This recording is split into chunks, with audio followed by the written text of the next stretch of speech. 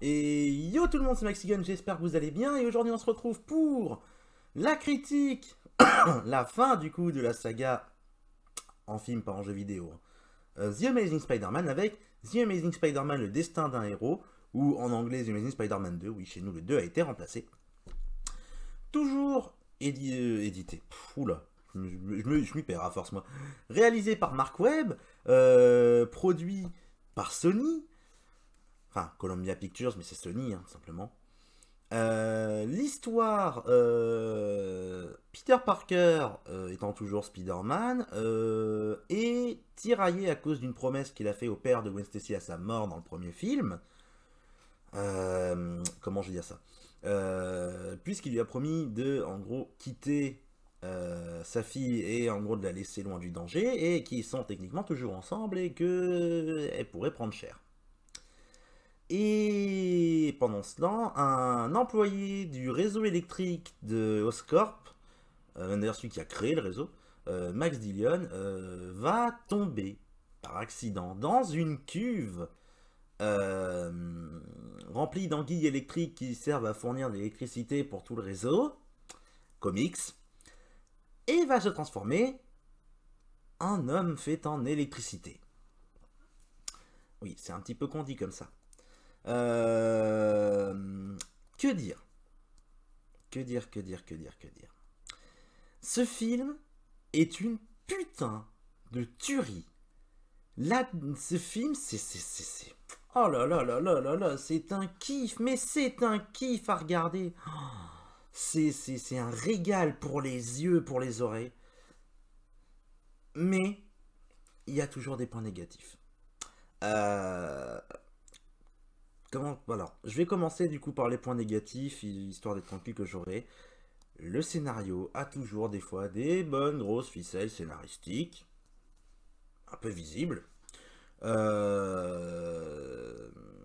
Et certaines scènes vont être bien moins inspirées dans la réal. Notamment certaines scènes de dialogue entre Harry, parce que oui, il y a aussi Harry Osborn qui arrive, joué par Dan Diane, et qui est un personnage que j'aime bien, mais qui est un peu sous-développé dans celui-là, puisque le but c'est aussi avec lui de faire du teasing pour la suite, et aussi pour en gros un événement important pour la fin de ce film et la suite. Euh, Côté scénario, voilà, c'est à côté très bien écrit, il y a tout un message et tout un thème qui est le temps, et qui d'ailleurs pour une fois change. D'habitude, les thèmes sont toujours donnés ou par Ben Parker ou May Parker, et là, c'est le premier film, depuis c'est le premier de Sam Raimi, qui leur a enlevé en fait du coup le message du film, hein. Non, non, maintenant c'est Gwen Stacy qui nous le donne, qui est de profiter du temps qu'on a, tant qu'on en a, et profiter de la vie du coup avant que le temps nous emporte et nous empêche en fait du coup d'en profiter. Et tout ce thème est extrêmement bien traité, puisque tous vont avoir des soucis par rapport au temps. Peter d'être tiraillé par rapport à Gwen, est-ce qu'il la quitte pour tenir sa promesse ou pas, ne profite pas par exemple du coup du temps qu'il pourrait passer avec elle. Euh, Osborn qui est malade, on sait que par exemple Norman Osborn en premier, on nous dit clairement Norman Osborn est malade, c'est aussi pour ça que le lézard est né, hein, parce qu'il fallait tester vite les produits pour essayer de sauver Osborn. Et son fils a la même maladie que lui, et va essayer du coup lui aussi de s'en sortir. En gros, il veut défier le temps et va devenir le bouffon vert, parce que oui, c'est aussi dans les bandes annonces, donc c'est pas caché, hein, voilà, je suis désolé, c'est pas du spoil. Et il va devenir du coup le bouffon vert en essayant de défier le temps, de tordre le temps à sa volonté.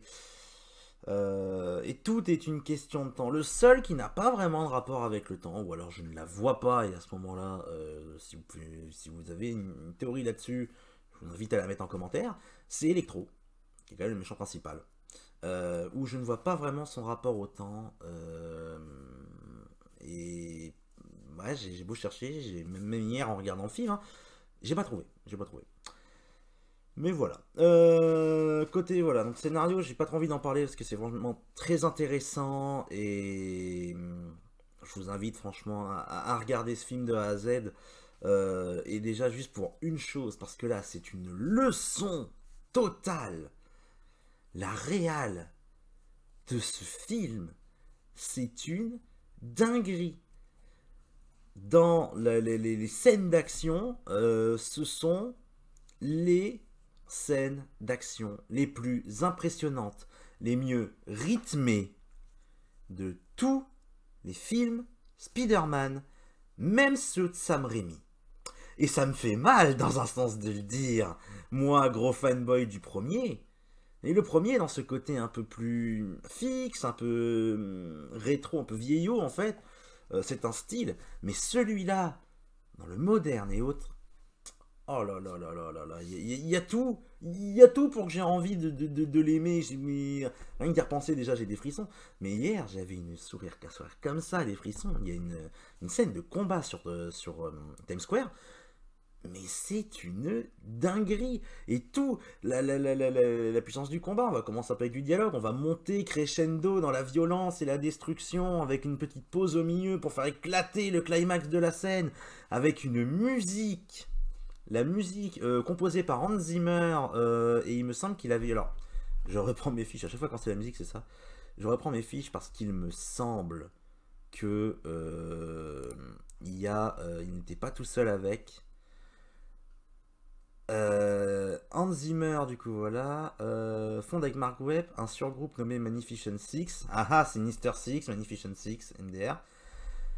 Avec Pharrell Williams. Alors, Johnny Marr, je ne sais pas qui c'est, Mike Eisinger non plus. Et Junkie XL, donc Tom Holkenborg, qui a fait d'excellentes musiques. C'est lui qui avait fait Mad Max Fury Road. C'est lui qui a fait. Putain, comment il s'appelle Justice League, Snyder Cut. Enfin, qui a fait d'ailleurs même tous les derniers films de Snyder, hein, que ça soit la Snyder Cut, que ça soit Man of Steel, Batman contre Superman, et toutes ces musiques à chaque fois sont incroyables. Il a fait la musique aussi de Kong vs Godzilla, qui était moins bon. Pour le coup, je l'ai trouvé moins intéressant personnellement, un peu plus anecdotique. Mais il y a quand même du très très bon. Et ouais, non, il n'y a pas à chier, c'est incroyable. La musique dans ce film, une dinguerie. La musique d'électro avec tout cet aspect un peu noble et classique en fait de la musique orchestrale de Hans Zimmer. Les voix qui vont se balader un peu comme ces espèces d'aspects, comme de l'électricité un peu en fait qui se baladerait en donnant qui serait en fait en gros ses pensées. Tout l'aspect, quand du coup il devient réellement électro, un parti vraiment très dubstep, vraiment musique extrêmement électrique qui débarque avec. C'est avec aussi une gestion du mixage, avec un volume de la musique différente en fonction de la puissance en fait d'électro. Plus l'électro devient puissant, plus la musique du coup va augmenter en volume et en intensité, et ça va être une dinguerie. Et en fait voilà, c'est tous ces éléments mis en scène, enfin mis ensemble pardon, voilà, que ce soit la mise en scène, que ce soit les acteurs aussi évidemment, les effets spéciaux. Les effets spéciaux sont excellents. J'ai pas un seul moment qui me vient en tête où où ça me vraiment où je vois un défaut qui m'aurait en gros enfin ça m'aurait piqué les yeux quoi. Je vois pas ça en tête. Franchement, c'est un ensemble extrêmement bien fait. Ça n'a pas vieilli. Et non, c'est très intéressant. Même du coup aussi dans la réal, tout un aspect des fois un peu, et d'ailleurs ça joue avec le temps, le fait de manquer de temps, avec par exemple des gros ralentis sur certaines actions en gros plan de Spider-Man qui a fait par exemple dans un combat ou pour sauver les gens, sont quand même vachement bien faits. Voilà, bon vous avez compris, j'ai adoré ce film, et de toute façon, à part vous dire que, excepté certains points du scénario, tout est bon, je vais pas avoir grand chose d'autre à dire. C'est tout le montage, c'est pareil, le montage des scènes d'action. En fait, le problème c'est ce film typiquement, côté scénario, il est inférieur à ceux de Sam Raimi. Et en général, voilà, côté scénario, écriture, la saga Amazing Spider-Man est en dessous. Mais celui-là, vraiment, visuellement et dans l'action, en fait, dans, ouais, dans le côté vraiment impressionnant, épique, une puissance qui, en fait, pour moi, oublier ses défauts. Tellement, moi je suis là, je l'ai dit, hein, je suis là, je suis un grand sourire, j'ai des frissons partout. Tu vois la scène, ah, le rêve. Et ça me fait le coup à chaque fois, et du coup, après, voilà, ce film, je ne peux que le kiffer, tout simplement. Voilà, ça va être à peu près tout. Bizarrement, c'est encore plus court comme critique. Parce qu'après, voilà, le problème aussi, c'est que j'ai pas envie, comme à chaque fois, comme j'adore vraiment un film, j'ai pas envie de trop vous en dire. Je veux juste vous encourager à aller le voir, à vous faire votre avis dessus. Parce qu'on ne peut pas tout aimer, tout simplement.